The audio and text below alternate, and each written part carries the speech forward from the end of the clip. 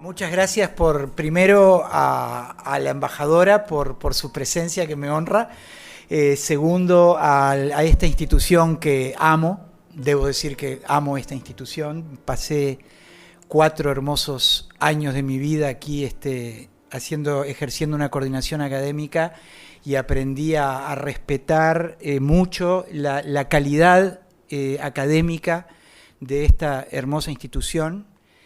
Y bueno, el destino quiso y la invitación de Charlotte Grunberg y de Erika Jack que pudiera aportar aquí algunas reflexiones que me parecen de interés en un momento para el mundo y también para nuestro país, donde determinados valores se ven trastocados a una alta velocidad, todo parece que ocurriera más rápido, todo parece que fuera más evanescente, y bueno, y la idea es dar una respuesta a ese problema desde la cultura y desde la política cultural.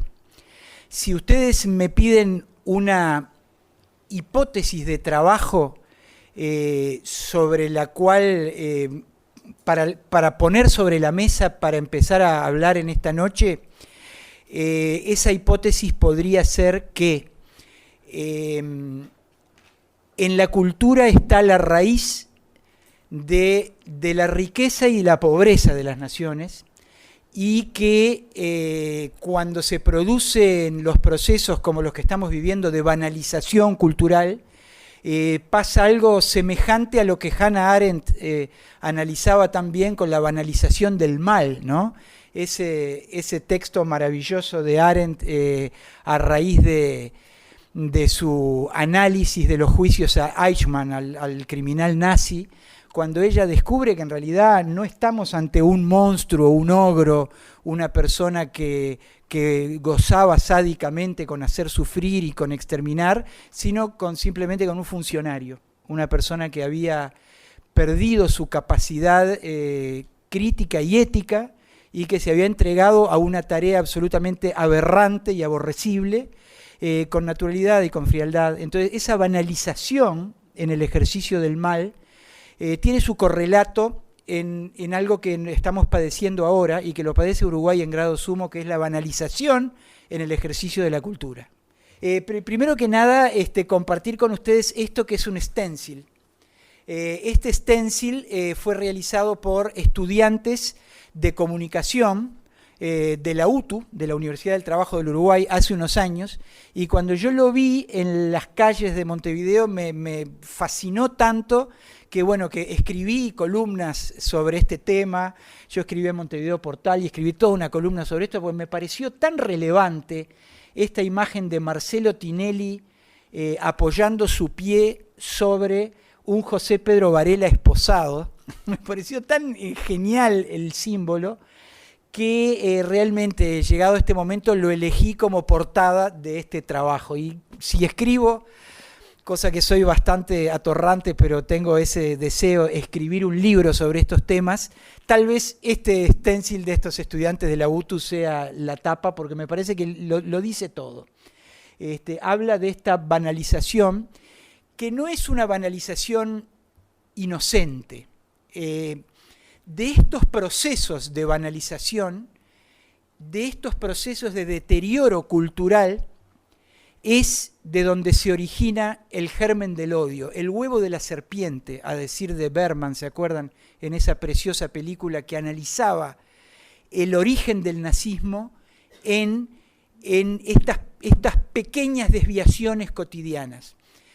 Cosa que también aparece, por ejemplo, en la película Cabaret de Bob Fosse. Muy bien, ¿no? Vamos a empezar por citar a un gran conferencista de este mismo lugar.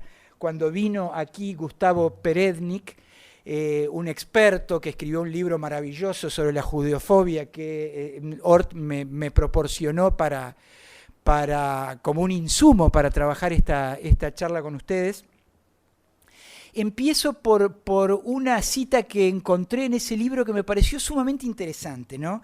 Él dice, un gran estudioso del proceso de judeofobia y de cómo la judeofobia trasciende el concepto tradicional del antisemitismo, concepto que él rechaza. Uno de los primeros ejemplos de cómo el odio fue paulatinamente sacralizado es la inocua fiesta del carnaval.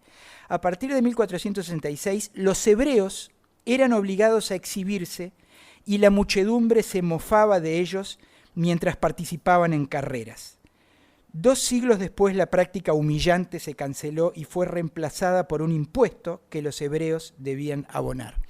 Es muy interesante el proceso de ritualización que tienen todas las civilizaciones.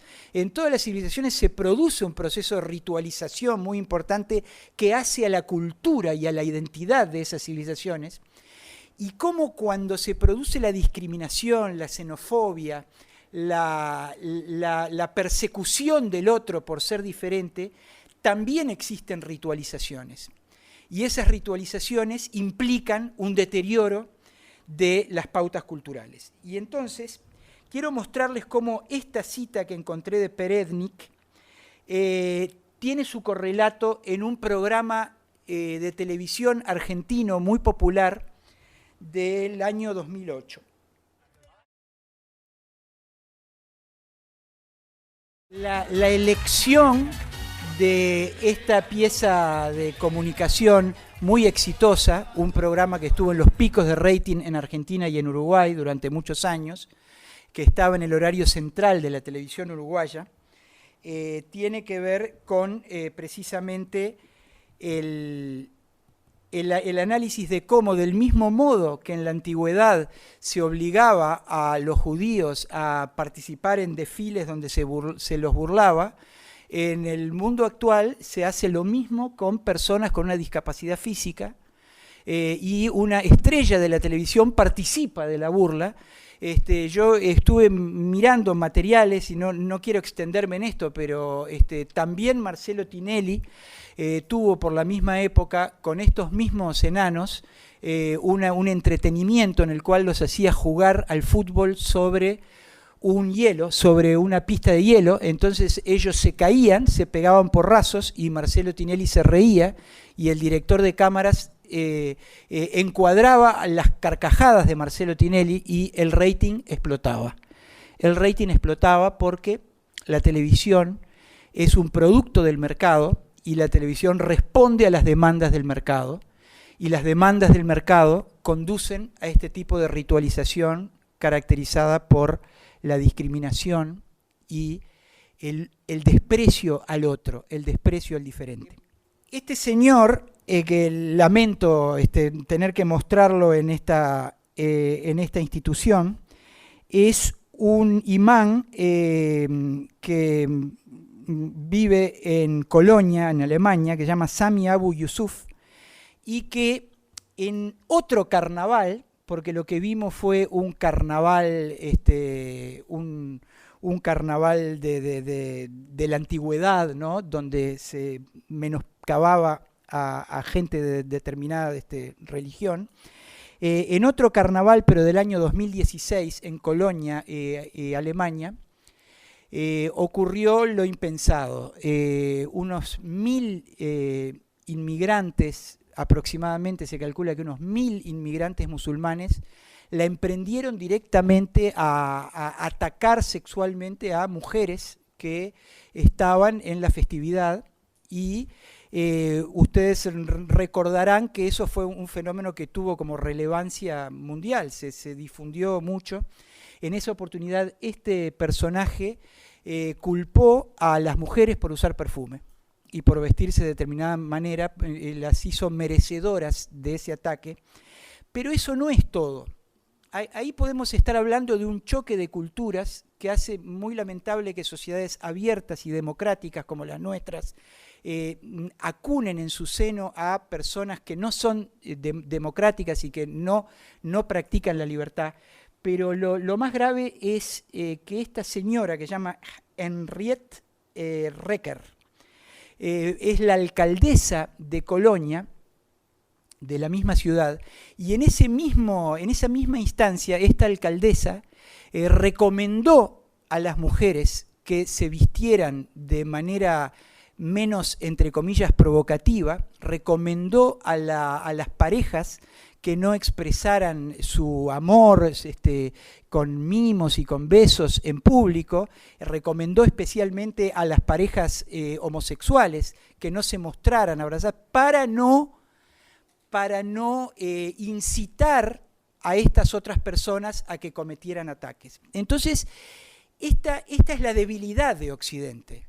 Occidente tiene como la gran fortaleza del ejercicio de la libertad, del respeto integral de los derechos humanos, del respeto al que piensa diferente, del respeto al que tiene una orientación sexual diferente, del respeto a quien tiene una identidad de género diferente, pero se encuentra con choques culturales ante los cuales, en lugar de promover una cultura de libertad a esas poblaciones que tienen ideologías más atrasadas, en lugar de eso, Occidente se repliega, comprende a esa persona que ataca estos valores de libertad y trata de dar marcha atrás y dejarla llevar adelante esos disvalores.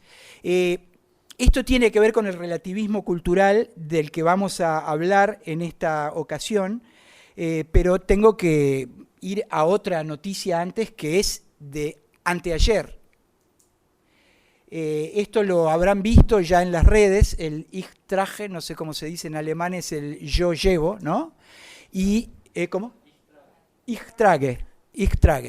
Y bueno, y esto se debe, esta movida con ese hashtag, se debe a que un comisionado del gobierno federal en Alemania, a la vista de la cantidad de ataques judeófobos que hay en Alemania en este momento, optó por recomendar a los judíos que no usen la kipá en lugares públicos.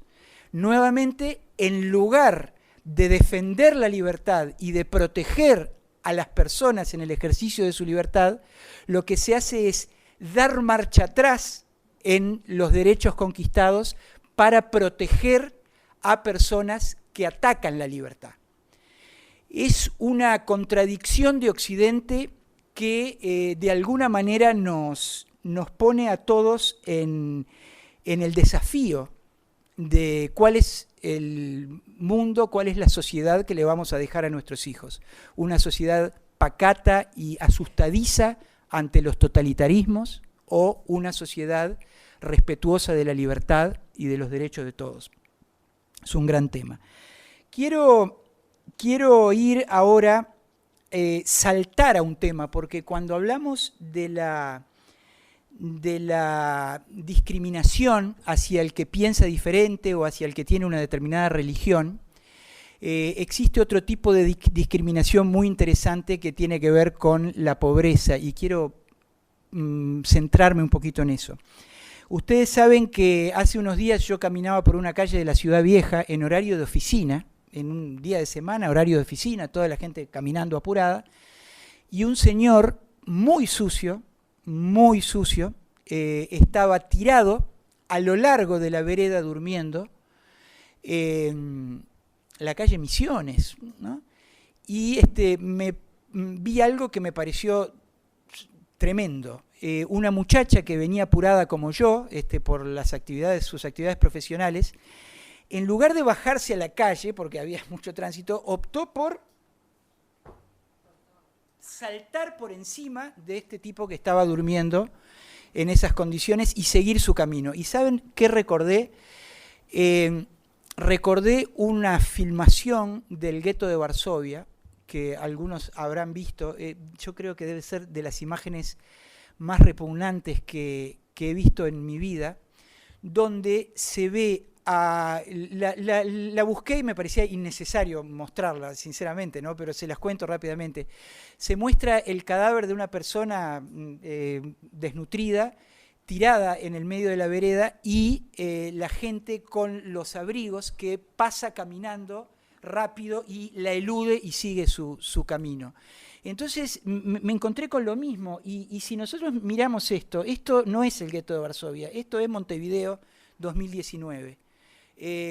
La cantidad de gente que está viviendo en la calle tal vez por problemas psicológicos, tal vez por la incapacidad de las autoridades, tal vez por un respeto extraño a los derechos humanos que hace que se respete que una persona viva en las condiciones infrahumanas que se vive la intemperie. Pero bueno, por lo que sea, lo cierto es que estamos viviendo en nuestra sociedad dos realidades. Una realidad social que vive con determinadas condiciones normales y otra realidad social que está totalmente segregada y que nada estamos haciendo como sociedad para resolverlo. Y acá caigo directamente en esta señorita que ustedes habrán conocido porque vino de visita a Montevideo hace unos días. Se llama Mayra Arena y es una chica que proviene de un asentamiento precario de Bahía Blanca, en Argentina, que vivió en la extrema pobreza, que tiene muchísimos hermanos, padres desconocidos, y que ha sorprendido al mundo, se puede decir, porque ha dado un testimonio de lo que ella llama ¿qué tienen los pobres en la cabeza? Entonces, cuando ella analiza qué tienen los pobres en la cabeza, demuestra, entre otras cosas, que la manera como desde nuestra posición criticamos el comportamiento de los pobres, tiene su explicación. Pongo un solo ejemplo. Nos critican que tenemos muchos hijos. ¿Y saben por qué? Porque hijos es lo único que podemos tener. Eso, los que trabajamos en labor social, aquí tengo a Agustín Eichenberg que trabaja conmigo en Colping, lo sabemos muy bien. Nosotros vamos a lugares donde lo único que pueden tener estas mujeres es sus propios hijos. Es lo único de valor para ellas. Y entonces por eso tienen muchos hijos, porque es la manera de devolverle al mundo la necesidad de tener algo. Es increíble, ¿no? Pero es duro y es así. Y bueno, y esta chica, entre otras cosas, da un mensaje muy importante. Les recomiendo que vean una charla TED que dio, ustedes pongan en YouTube, qué es lo que los pobres tienen en la cabeza y les va a aparecer. Entre otras cosas, esta chica dice algo muy interesante. Dice, en nuestra sociedad nos escandalizamos de muchas cosas, pero ya no nos escandalizamos de la pobreza. Y es eso, es esta muchacha que caminó por la Ciudad Vieja y le pasó por arriba al tipo que estaba tirado en la calle durmiendo, destruido. Y a uno le viene a la mente inmediatamente otro Uruguay integrado que tuvimos. Y recuerdo al extinto presidente Jorge Valle, cuando en algún reportaje televisivo contó que él iba al Liceo Público del Prado y que en el Liceo Público del Prado sus compañeros de banco eran el hijo de un profesional, él era el hijo del presidente, Luis Valleverres. Sus compañeros de banco eran el hijo de un profesional y el hijo del diariero. Y ese hijo de diariero y ese hijo de profesional siguieron siendo sus amigos hasta su muerte. ¿Por qué? Porque existía un Uruguay integrado. Un Uruguay que por todas estas razones se ha perdido, pero vamos a analizar por qué se perdió. Y acá me permito pasar de esta chica a este muchacho que es un amigo mío, un gran actor uruguayo, un gran clown, creo que es el clown más importante que tiene este país, por eso lo ven allí vestido de clown, que se llama Tito Prieto. Y les digo por qué les traigo a Tito Prieto en esta charla. Porque Tito Prieto tiene una gran responsabilidad social, es un tipo muy sensible a la realidad social, y un día dijo, yo quiero hacer algo, y lo que él hizo fue irse al barrio 40 semanas, un asentamiento, y entonces llevó varias naricitas de payaso, se puso en una esquina del barrio y empezó a hacer payasadas y con eso atrajo a un montón de niños que empezaron a jugar con él. Les repartió las naricitas de payaso y a partir de ahí fue una vez por semana para darles clase de clown. Porque a él se le ocurrió, sin ningún contrato de nada, se le ocurrió hacer eso. Las anécdotas de Tito son muy interesantes, ¿no? Tito dice que, por ejemplo, a veces tenía que separarlos con toda su fuerza porque se agarraban a los piñazos, chiquilines a veces de 8, 9, 7 años, se agarraban a los piñazos, se lastimaban y la fuerza que tenía que hacer Tito para despegarlos era enorme y al mismo tiempo había logrado atraerlos hacia una forma diferente de vivir, una forma diferente de disfrutar una vida en la cual tenían padres desconocidos o en la cárcel, madres prostitutas, falta de alimentos, pero sí un televisor en su rancho con Marcelo Tinelli todas las noches. Eso sí lo tenía. Entonces lo que Tito hizo un día fue llevar un radiograbador antiguo a pilas y le puso a esos chicos la Sinfonía 40 de Mozart. Él me contó que las caras de esos chicos eran de una fascinación increíble y dijeron, pero ¿qué es eso tan hermoso? Entonces, claro, cuando uno siente eso, dice, ¿por qué existen gestores de la política cultural que suponen que determinados niveles sociales tienen que consumir determinada cultura? Ese determinismo, ese darwinismo cultural según el cual si una persona nace en un entorno desfavorable, entonces no puede acceder a Mozart, tiene que acceder a los fatales, ¿no? ¿Por qué pasa eso? Bueno, él demostró que esta gente, si le mostrás a Mozart, si tenés el privilegio de acercarle a ese chiquilín que nunca recibió la música de Mozart, una obra de Mozart, la va a disfrutar y mucho. Entonces, como síntesis del tema, lo que me dijo Tito Prieto es, mira, esos niños no necesitan plata, lo que necesitan es amor y cultura. Amor y cultura. Una síntesis que me parece perfecta. ¿Por qué cultura? Porque viven en la orfandad cultural más absoluta. La escolarización en esos sectores sociales es pésima, es lamentable. El Estado no llega a donde tiene que llegar, que es a darle oportunidades a esos niños. Y al mismo tiempo necesitan amor porque viven en un contexto tan profundamente cargado de urgencias materiales y de violencia simbólica y de violencia real, que evidentemente no han recibido el abrazo, la continentación, el afecto que necesita toda persona para llegar, para encontrar un camino de salida. Y en este punto es donde me parece conveniente analizar, y voy a hacerlo muy, muy brevemente, por supuesto, ¿no?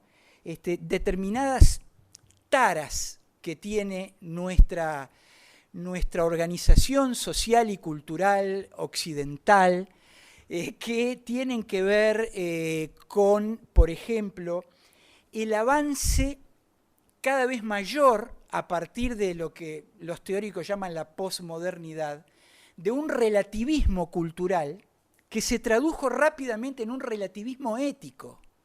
En realidad, todo está bien, todo es válido, todas las actitudes son respetables, porque todo es lo mismo. Ese vale todo que tiene que ver con el relativismo cultural ha provocado que se haya dejado de jerarquizar la cultura, que valga lo mismo Mozart que los fatales, y también que haya decaído y se haya deteriorado el humanismo. Hace poco yo escuchaba en una entrevista a un teórico de la educación que decía, nosotros en las aulas tenemos que enseñarle a los niños computación, porque ese es el futuro. ¿Para qué hacerlos perder tiempo con Lope de Vega? Juro que lo escuché. ¿Para qué hacerlos perder tiempo con Lope de Vega? Y yo desde mi casa, mirando eso por televisión, tuve ganas de agarrar el auto, ir hasta el canal de televisión y decirle, no es perder tiempo Lope de Vega. Lope de Vega es cultura humanista. Fuente Ovejuna es una obra que trata de la rebelión contra el autoritarismo. ¿Entendés? O sea que vos tenés que dejarte llevar por la poesía maravillosa de Lope de Vega. En esta institución, no aquí, sino en la Escuela de Comunicación de la calle Uruguay, yo escuché una conferencia de Jorge Lanata, personaje que me resulta antipático por muchos motivos, pero fui y me pareció muy interesante una cosa que dijo que me pareció hermosa. lleno de estudiantes de periodismo y de publicidad, ¿no? El auditorio de la calle Uruguay. Entonces, Jorge Lanata hizo, a ver, levante la mano quien lee de acá poesía. Levantaron 2 la mano, obviamente, ¿no? Y entonces les dijo, ustedes, ¿por qué no leen poesía? No, porque nosotros somos periodistas, somos publicistas, porque, bueno, un periodista, dijo Jorge Lanata, tiene que leer poesía porque eso lo va a hacer mejor periodista. Y un dentista tiene que leer poesía porque eso lo va a hacer mejor dentista. Y un picapedrero tiene que leerlo por la misma razón. Entonces, la pérdida del humanismo tiene que ver con este avance imparable de una combinación desde el punto de vista ideológico bastante loca, bastante ilógica, pero que ha hecho carne en nuestras sociedades. No digo solo Uruguay, también digo las sociedades de la región. Porque por un lado hay una especie de ultraliberalismo que hace que todos nosotros nos reconozcamos solo por la utilidad económica de nuestra vida. O sea, tenemos que estar permanentemente siendo útiles económicamente a nuestros propios intereses económicos, a los de nuestra familia y a los de la sociedad. Si no, no valemos la pena, no tenemos importancia. Pero por el otro lado, en las antípodas de esa posición que tiene que ver con el consumismo y con la acumulación de bienes materiales, en las antípodas está el marxismo, que en este país el marxismo empieza a pegar con mucha fuerza a partir de la generación intelectual del 45, recordemos, ¿no? Y después se expande a partir de los 50, hay todo como un gramscismo que se va apoderando de los poderes educativos de la universidad y que va ganando lugar en la sociedad, en la intelectualidad. Y ese marxismo justamente también parte de una teoría materialista. O sea, el materialismo histórico parte del mismo prejuicio. O sea, termina siendo una doctrina antihumanista que lo que promueve es la definición de las relaciones sociales a partir de las relaciones de producción. Entonces, ¿dónde queda el humanismo? ¿Dónde queda Lope de Vega? ¿Dónde queda Mozart? ¿Dónde queda el enriquecimiento espiritual y ético de la sociedad? Lo hemos dejado perder. Es el trabajo que más hizo José Pedro Varela en las últimas décadas del siglo XIX. José Pedro Varela trabajó para formar humanismo, para construir ciudadanos responsables, éticos. Yo fui de chico al Elbio Fernández y todavía hoy en el Elbio Fernández están las frases de Jerónimo Solés y padre que dice máximas que son morales, que dice: tenés que perseverar porque si perseverás vas a lograr tus objetivos. Tenés que ser honesto, no te quedes con los bienes ajenos. Dicen cosas que parecen superfluas, pero que se han perdido en los sistemas educativos y culturales de nuestras sociedades tan preocupadas por el dinero y tan enfermas de la frivolidad de la televisión y afines. Entonces, lo que yo escribí acá es que hay, por un lado, hay una dialéctica entre el marxismo y liberalismo que se encuentran en ese talante materialista. O sea, lejos de volver a determinados valores que tienen que ver con el humanismo, estamos replegándonos y estamos saliendo de ello. Pero acá voy al tema, digamos, central de esta charla, que tiene que ver con lo que yo llamo un tobogán cultural. Yo siento que el amor, bueno, lo tenemos que construir, es muy difícil, hay una gran crisis de la familia y todo eso, pero ya lo sabemos. Ahora, vamos a ver qué podemos hacer con la cultura.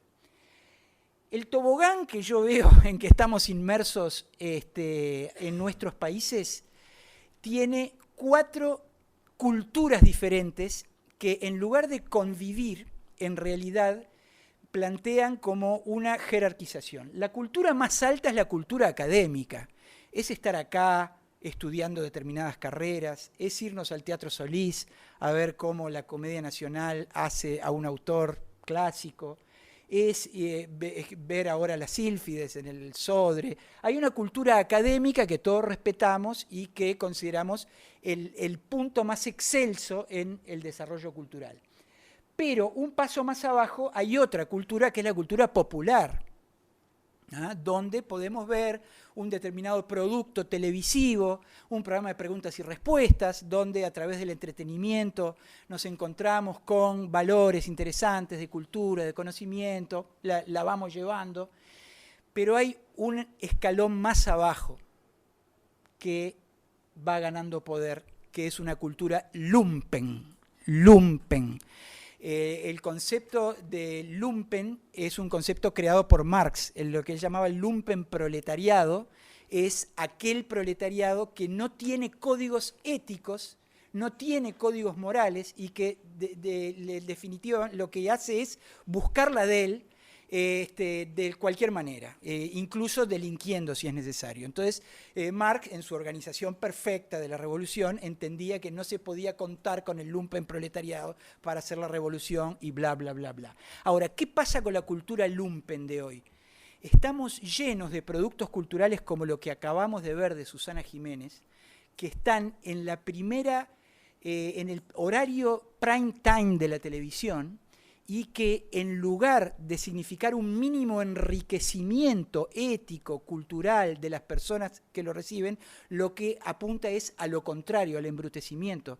¿Sabían ustedes que la Intendencia de Paysandú contrató para la Semana de la Cerveza al conjunto argentino Damas Gratis? Damas Gratis es un conjunto argentino que canta Laura se te ve la tanga. Todas sus canciones son sexistas y además hacen apología de la violencia contra la autoridad. Una institución pública que pagamos todos los contribuyentes, en lugar de contratar a un grupo que signifique un enriquecimiento de la percepción y de la sensibilidad del público, contrata a Damas Gratis. Y como eso puedo citar 1000 ejemplos. Lo interesante del todo es que la cultura lumpen no está solo en los segmentos socioculturales más bajos de la sociedad. Error.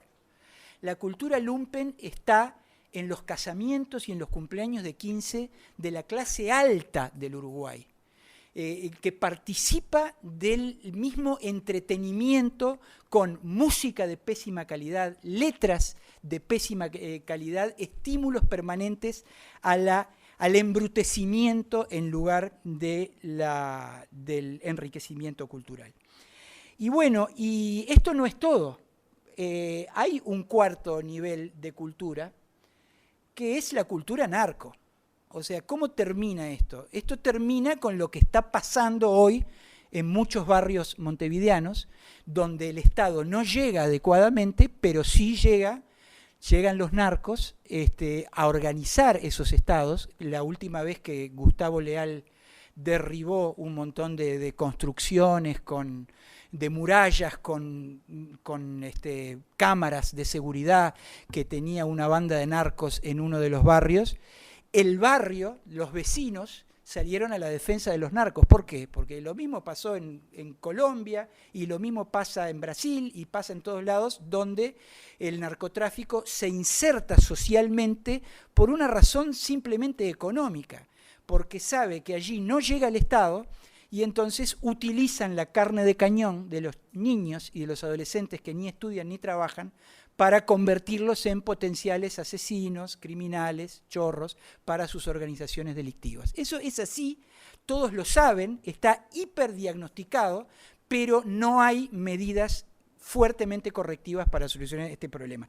Debo decir, en otros países sí las ha habido, pero han sido muy diferentes. Ahora vamos a ir a eso.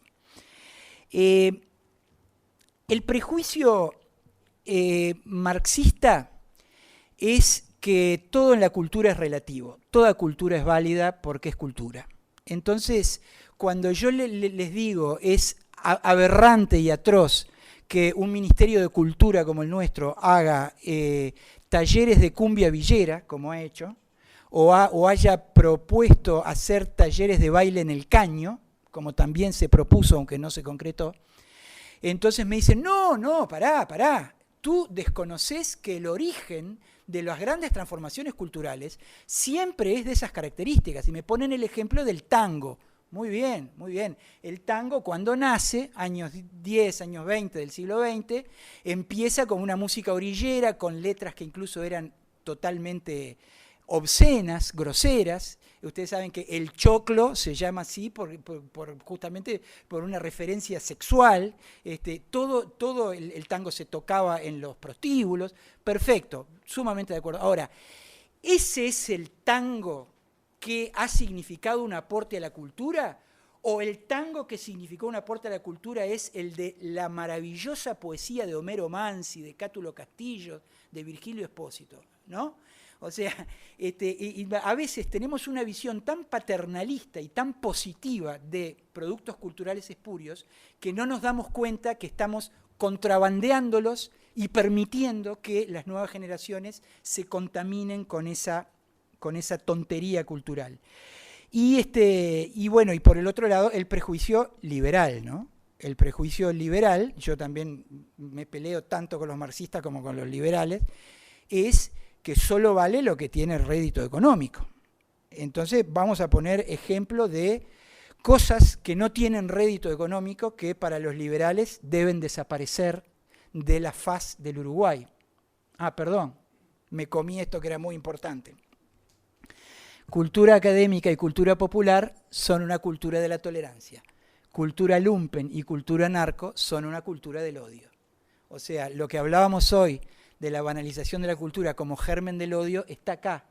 Cuando descendemos en la valoración de los bienes culturales, caemos en el odio, porque caemos en el embrutecimiento y en la sensación de que todo vale, entonces puedo robar, todo vale, puedo violar, todo vale, puedo torturar. Pero bueno, vamos a ejemplos de lo que los liberales quieren hacer desaparecer de la faz de la tierra en nuestro país. Este es un ejemplo que es Cinemateca Uruguaya. Cinemateca Uruguaya es una institución de la sociedad civil que tiene un pequeño subsidio estatal, pero que es un subsidio siempre criticado y que cuida, preserva nada menos que la memoria audiovisual del Uruguay. Esa memoria audiovisual del Uruguay, para algunos, no merece ser preservada porque no tiene utilidad comercial. Pues sí, señores, en la medida que preservemos una película de 1920 que se llama El pequeño héroe del Arroyo de Oro, donde se cuenta la historia de Dionisio Díaz, y en la medida que veamos en esa película a Alberto Candó joven actuando, estamos construyendo cultura, construyendo ciudadanía, construyendo tolerancia. Aunque no dé un rédito económico. Pero hay más ejemplos. Esto es una imagen dantesca. Yo quería traer el video de esto. Yo estaba trabajando en un programa de televisión cuando se interrumpió la programación y me hicieron ver esto en vivo y pretendieron que yo aplaudiera cuando se implosionó, María se ríe porque se acuerda, cuando se implosionó el cilindro, todos aplaudieron en el estudio y las autoridades que estaban en una carpa al costado del cilindro, incluso creo que hasta se sirvieron copas de champán y brindaron, y se destruyó en un minuto un bien arquitectónico que fue un ejemplo mundial. Los que construyeron el Madison Square Garden vinieron a ver el cilindro municipal, cómo era el techo del cilindro municipal, para copiarlo, para hacerlo en el Madison Square Garden. Nosotros destruimos esto porque hay otras razones políticas que justifican que tirar por esto. Por si fuera poco, se ven muy bien ahí unos murales que son de reconocidos artistas plásticos del Uruguay, que hicieron esos murales después de haber ganado concurso de oposición con proyectos. Claudia Anselmi es una de ellas, no recuerdo los nombres de los otros, pero se echaron abajo los murales y vamos que es tarde porque no hay un respeto por el patrimonio cultural, porque había que hacer otras cosas con finalidad política. Cuando yo vi esto en las redes sociales, pensé que era un chiste, que alguien había hecho en Photoshop esto como una broma.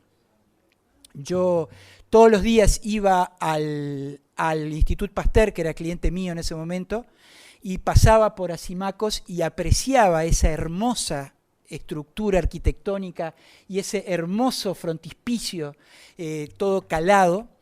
Y entonces esta gente, bueno, como era negocio, en 4 días lo demolió y pagó una muy pequeña multa que prevé la intendencia cuando se demuelen sin permiso los bienes. Entonces, ahora hay una tienda cuadrada y está el tema solucionado. Bueno, esto no hace falta que se lo recuerde también, ¿no? Esto es hermoso porque les está costando demolerlo al Hotel San Rafael, les está costando mucho, y dijeron, mintiendo vilmente, que había que demolerlo porque se caía solo, se caía de un soplido, dijeron textualmente.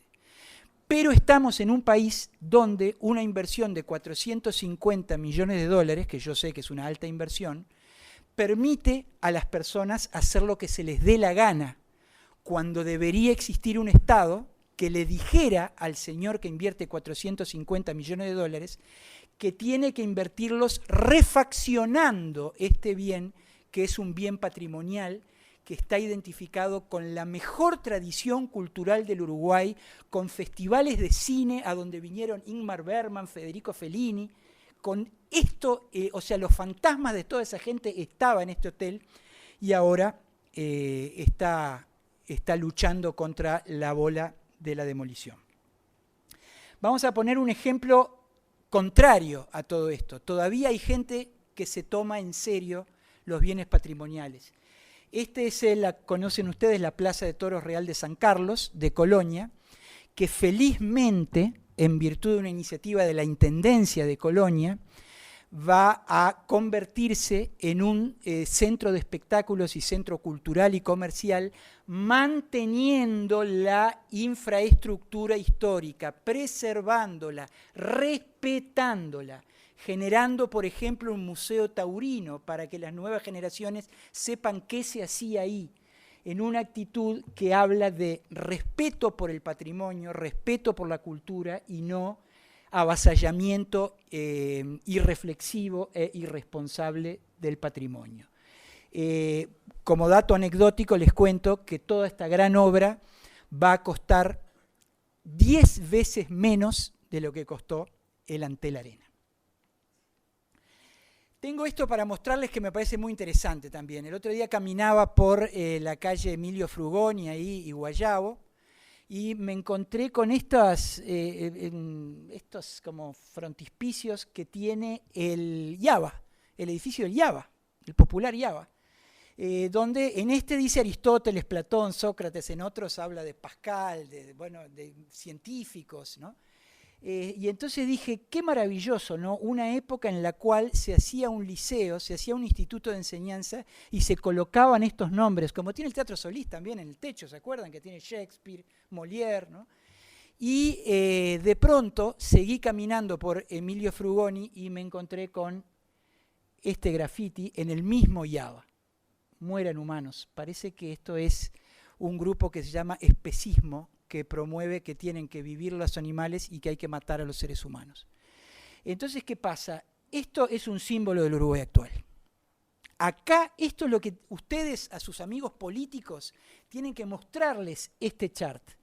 Tienen que mostrarles que lo que fue un país que hacía un liceo donde se veneraba la cultura y la ciencia y el arte, se transformó en un país contaminado de grafitis imbéciles que lo único que hacen es menoscabar justamente los valores de la cultura. Y esa debería ser la primera misión de los políticos uruguayos. Un poquito menos hablar de déficit fiscal y un poquito más hablar de esto, de este menoscabo de los valores culturales del país. El otro día estaba con mi amigo y maestro Pancho Bernaza, un gran publicista que tiene este país, y me decía, pensar, Álvaro, es veterano, Pancho tendrá más de 75, dice, pensar, Álvaro, que yo iba a un liceo de barrio y cuando tuve que ir a hacer el examen de ingreso para entrar a la facultad, me hicieron ir al IABA. Y para mí, entrar al IABA era entrar, veo asentimientos con la cabeza, porque algunos habrán vivido lo mismo que cuenta Pancho. Entrar al IABA era como entrar a un templo de sabiduría. No les digo lo que es ahora entrar al IABA. Bueno, ya ven, mueran humanos, ¿no? Entonces, este tipo de cosas son las que nos preocupan y nos entristecen. La banalización cultural como tobogán hacia la muerte del humanismo, decía yo, ¿qué es esto, no? Vamos a hablar un poquito de Google, voy a ir siendo breve porque ya nos está corriendo el reloj. Google es un gran invento, ¿verdad?, de la humanidad. Esta presentación, obviamente, yo la hice en un 80% con Google, me solucionó todas estas ilustraciones que ustedes pueden ver, muchas de ellas. Yo digo, qué bárbaro que es Google, qué comodidad que da Google. Ahora, ¿cuál es el problema de estos recursos? El problema de estos recursos tiene que ver con los famosos algoritmos. Pasa sobre todo con Facebook, con Instagram. ¿En qué significan estos algoritmos? Existen mecanismos por los cuales, si yo consumo en Google y en Facebook mucho arte, entonces, naturalmente, lo que me va a mostrar la red a mí es arte. O sea, identifica lo que a mí me gusta y me da más de lo mismo. Esto si busco arte. Ahora, obviamente, el que busca pornografía le da más pornografía. El que busca violencia le da más violencia. El que busca cómo matar a una persona a cuchilladas va a encontrar más eso. O sea, el algoritmo de Google tiene esa característica que es una característica profundamente antihumanista, porque en lugar de permitirme ensanchar mis conocimientos, me encierra en mi zona de confort, en los conocimientos que a mí me interesan. Y vamos a contrastar esto con una realidad que vamos a ver más adelante, que tiene que ver con el bono cultural, pero lo dejo para después. Quiero plantear esto como un problema que se suma a lo que está pasando hoy con las redes sociales, los trolls, los bots, que todos ustedes conocerán, que cómo se distorsiona el pensamiento, la decisión de la gente, las fake news, todo ese mundo espantoso que nos rodea y que tiene que ver con la falta de libertad. O sea, tenemos libertad como nunca para acceder a todos los conocimientos y determinados esquemas, sistemas de pensamiento que se nos imponen, nos invitan a no ejercer esa libertad. A que muchos de nuestros estudiantes, cuando les decimos, chicos, ustedes tienen el proceso de Orson Welles disponible en YouTube, mírenla. Está disponible y con subtítulos en español. Y lo que miran los muchachos a veces es como un nenito le muerde el dedo a otro nenito y el nenito llora, o los dos leoncitos que juegan. El punto siguiente tiene que ver con esta obra preciosa que se llama Hylas y las ninfas de Waterhouse, un pintor inglés, que fue descolgada de la Art Gallery de Manchester debido a que se consideraba que esta pieza era sexista, esta obra. ¿Por qué? Porque hay un hombre dominante, heteropatriarcal, uso comillas, ¿no?, en el medio, y todas las mujeres desnudas, bellas, rendidas a sus pies. Entonces hubo una señora gestora cultural que entendió que había que descolgar este cuadro porque este cuadro promovía el sexismo y el machismo. Una de las crisis más grandes que está teniendo no solo nuestro país, sino todo Occidente, es la de la literalidad. Hemos perdido la capacidad de comprender la complejidad de las obras artísticas y pretendemos convertir a las obras artísticas y a los productos culturales en meros ejemplos que nos permitan enseñarnos ideas básicas. Entonces, menciono rápidamente algunos. Carmen de Bizet, como ustedes saben, termina con el señor que mata a Carmen, ¿no? Pues bien, un director de ópera italiano entendió que eso era promover la violencia de género. Entonces cambió el final de la obra. Hizo que Carmen mate a su amante. Y todos contentos. Entonces, bueno, la ópera fue otra, pero no importa porque había que ser literal y pensar que íbamos a combatir la violencia de género si le cambiábamos el final a una ópera. Genial, ¿no? Otro ejemplo que tiene que ver con violencia de género, acá, Uruguay. La Comedia Nacional hizo el año pasado Otelo de Shakespeare y me contaban mis amigos de la Comedia Nacional que generó una enorme polémica el final de Otelo, porque Otelo mata a Desdémona, estrangula a Desdémona. Entonces venían los colectivos feministas y no sé qué y decían, pero ¿cómo es posible que ustedes arriba de un escenario estén promoviendo la violencia de género? A esto hemos llegado con la literalidad, cuando nos damos cuenta que el propio Shakespeare es el primero en denunciar a través de este acto de violencia esa realidad. Rápidamente les comento, retiro de los libros de Mark Twain de los centros de estudios norteamericanos, porque en sus libros Mark Twain usa la expresión, o sea, negro, la expresión despectiva. Entonces, como dicen, está mal, hay que sacarlo. O sea, no, los estudiantes se pierden a Mark Twain porque Mark Twain, representante de una época, usa una determinada expresión. Persecución a docentes en universidades norteamericanas por faltas a la corrección política. Hay un caso famoso de un docente que tenía 40 años en una universidad, que era un gran académico, y un día que faltó un estudiante negro a su clase, dijo, ¿qué le pasa que está faltando tantos días este muchacho? Que dijo algo así como, desaparece como negro humo. Le hicieron una denuncia y el tipo lo echaron porque dijo desaparece como negro humo, porque entendían que esa expresión era racista. Lo que hacen las editoriales, ahora esto se los cuento rapidito porque es muy gracioso.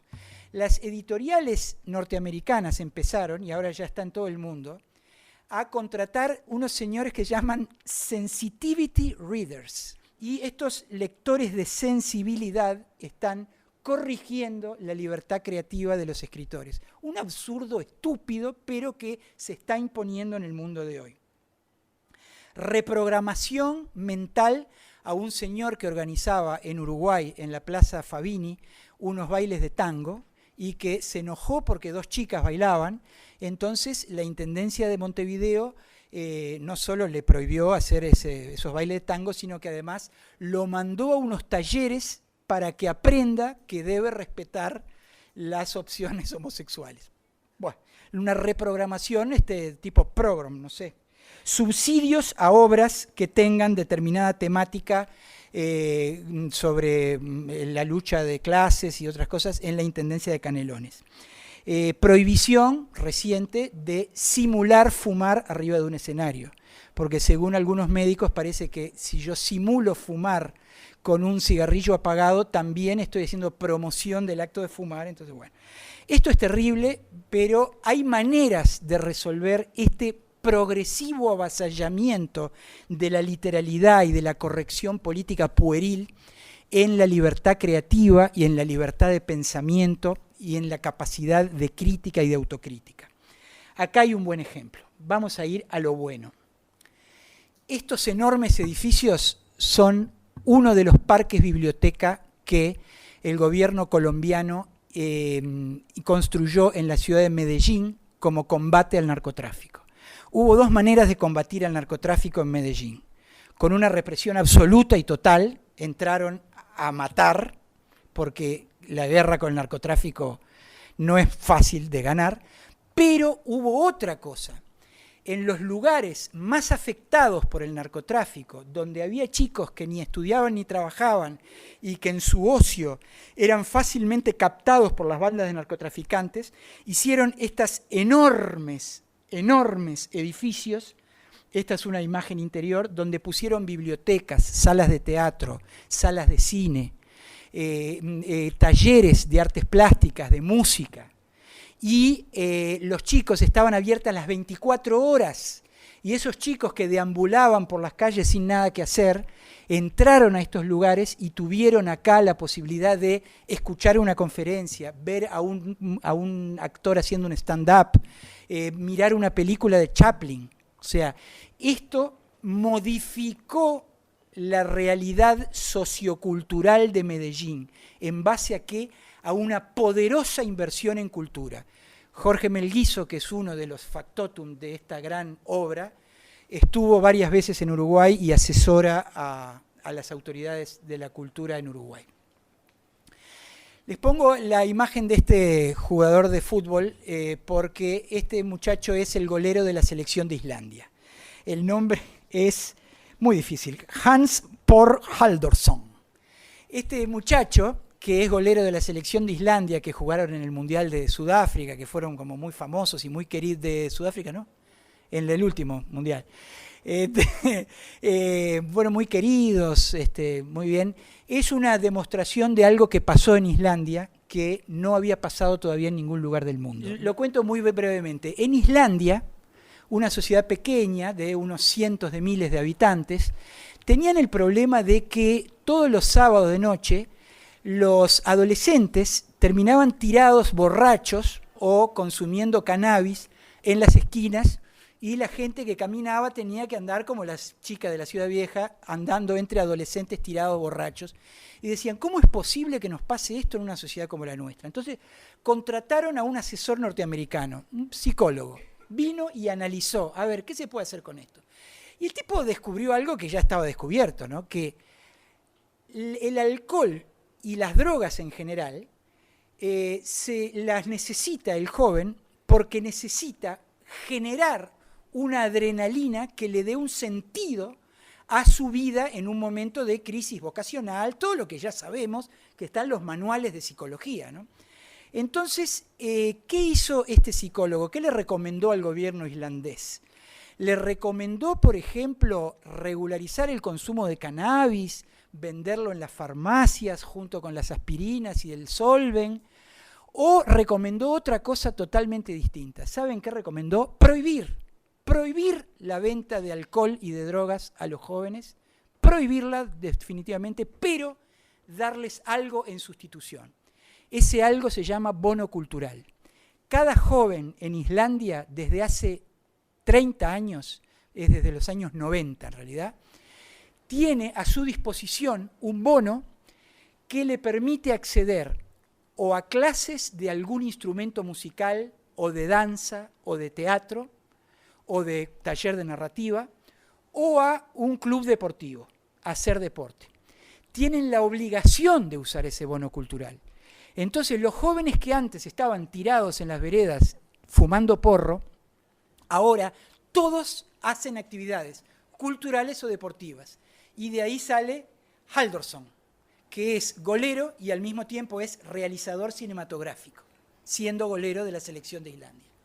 Y entonces, lo que inventaron con esto y lo que descubrieron fue que bajaba radicalmente, bajaba a una tercera parte el consumo de los productos adictivos, y los jóvenes encontraban un nuevo camino para desafiarse a sí mismos su creatividad y su entereza física, para el caso del deporte, y además generaron todo un mercado de enseñanza de la cultura justamente subvencionado por el gobierno. Entonces fue un verdadero carambola a tres bandas que le hizo mucho bien a ese país. Se implementó también en Italia y lo está implementando Macron en Francia con una salvedad muy importante. Vuelvo a lo que les contaba de Google. Mientras las redes sociales generan los algoritmos para que yo vea solo aquello que a mí me interesa, lo que inventó la gente de Macron en Francia, pobre Macron, ahora luchando contra los chalecos amarillos, esa horda de locos desideologizados que protestan y terminan robando los iPhones de las casas de electrodomésticos, Macron inventó que ese servicio del bono cultural fuera a través de una app en el celular, donde el muchacho entra al app y se encuentra con ofertas culturales, tanto espectáculos como talleres, como cursos, como lo que quiera. Pero ¿qué hacen? ¿Cómo hacen el algoritmo? Lo hacen exactamente opuesto a lo que hace Facebook. Si el muchacho tiene predilección por la música clásica, la app le ofrece propuestas de rock and roll y de jazz, viceversa. Si al muchacho le encanta el teatro contemporáneo, la app lo que le ofrece es Shakespeare y Molière y Chekhov. De manera tal que ese algoritmo invertido lo que logra es ensanchar la capacidad de disfrute y de crecimiento cultural de las personas en lugar de comprimirlas. Todas estas medidas se pueden hacer, tenemos que hablar con los políticos para que las hagan, y estas medidas redundan directamente en lo que hablábamos al principio. Al principio hablábamos de que el odio de clases, el odio hacia géneros, el odio hacia religiones, creencias, se origina en la ignorancia y en la falta de apertura mental a la cultura universal. Nosotros tenemos la obligación de hacer realidad una frase muy simple que escribió un amigo mío, que fue alumno mío aquí en esta institución, se llama Rafael Freund y es el hijo del comerciante sanducero David Freund, vilmente asesinado por un crimen de odio, aunque tontamente ciertos peritos dijeron que se trataba de un problema psicológico del asesino, de un asesino que usó el mismo modus operandi que usan los lobos solitarios que matan gente en Medio Oriente, en Europa y en todo el mundo. Rafa Freund, cuando es asesinado vilmente su padre, escribe este tuit: el odio se combate con luz. Vean si esta no es la mejor síntesis para cerrar lo que estamos hablando. La luz del conocimiento, la luz de la cultura, la luz del espíritu crítico, la luz de la ética, la luz de valores que están ausentes mayormente en las políticas culturales del país y que tienen que volver a estar presentes para justamente para eso, para sofocar el odio que viene creciendo de esta manera en nuestra sociedad. Hasta acá llego y con mucho gusto escucho sus preguntas. Ahora, lo que yo observo, que no es lo mismo lo que usted puso de Alemania, porque esos que puso eso de la kipá y de lo que hacían con las chicas que estaban en la minifalda y todo, yo creo que eso forma parte de la cultura germánica, si mal no me equivoco. Entonces, ahí no la vi tanto como la veo acá. Por eso no sé si estaré equivocado en esta apreciación o no. Eso es lo que yo le quería... Yo siento que, desconozco los parámetros, la idiosincrasia del pueblo alemán como para abrir opinión sobre eso, pero me recuerda una amiga mía, escritora ella, una persona muy culta, que me justificó los crímenes de Tiananmen en China, porque diciendo, bueno, eso forma parte de la cultura del pueblo chino, que se mate a los estudiantes de un tiro en la nuca por protestar contra el régimen, no es lo mismo que la civilización occidental. En el caso de Occidente, más allá de cómo sea la idiosincrasia del pueblo germano, hay algo a lo que ningún occidental debe renunciar, que es la protección de la libertad. O sea, si nosotros le decimos a un sector de la sociedad que es pacífico y que pertenece al pluralismo de la sociedad, no hagas uso de tus ritos, no muestres tus ritos para protegerte, estamos dando un mensaje de vasallaje ante el autoritarismo. No está bueno, es la misma autocensura de la época de la dictadura, cuando decían, no, mejor no nos metamos con este tema porque podemos enojar a los dictadores.